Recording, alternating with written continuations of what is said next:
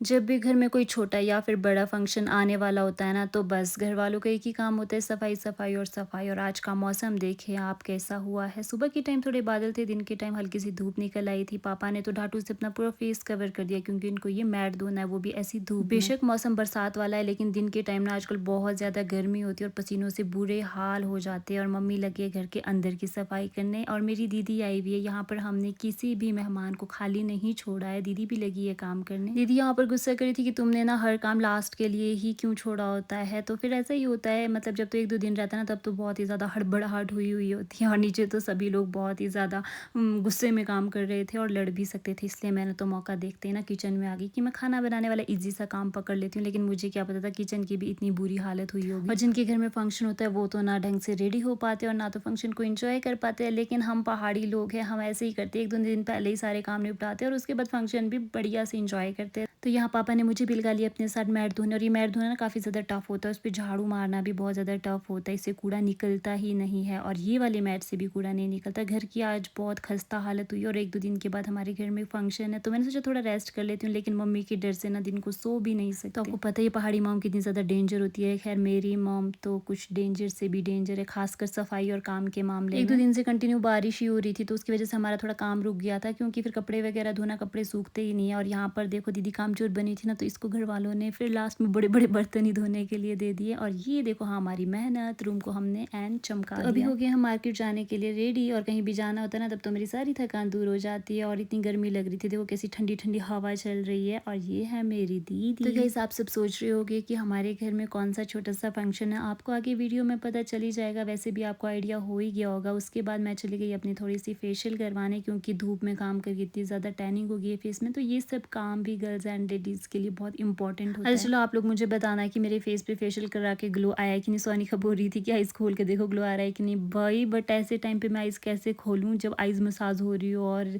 ऐसे लिपापोती हो रही हो। भाई फेशियल करते हुए तो ना इतनी ज़्यादा मेरे को आलस लगता है ना कि क्या बोलूँ। बट हाँ, काम तो होते ही रहेंगे ज़िंदगी भर, लेकिन इसके साथ साथ अपनी स्किन की केयर करने भी बहुत ज़्यादा इंपॉर्टेंट होती है। लेकिन मैं तो बहुत रेयर केस में ये सब चीज़ें करती हूँ। और अब लगा रही हूँ मैं मेहंदी। अब तो आप लोगों को आइडिया हो ही गया होगा कि हमारे घर में क्या फंक्शन है। गाइस मेरा ही फंक्शन है, और आप लोग मुझे कमेंट करके बताना कि मेहंदी कैसी लगी है। और ये देखो इन दोनों प्यारी प्यारी सिस्टर ने मेरे हाथों में बहुत ही खूबसूरत सी मेहंदी लगाई है, और दोनों हाथों में ना सेम सेम डिज़ाइन बनाया एक दूसरे को देख। तो वैसे तो मैं इससे भी सिंपल मेहंदी लगाती हूँ, इस बार मैंने थोड़ी हैवी लगा दी है। तो आप लोगों को आइडिया हो ही गया होगा कि मैंने मेहंदी क्यों लगाई है। अगर नहीं आइडिया हुआ है तो नेक्स्ट व्लॉग में पता लग ही जाएगा। तो गाइस कमेंट करके बताना मेहंदी कैसी लगी। आज के व्लॉग में इतना ही, बाय।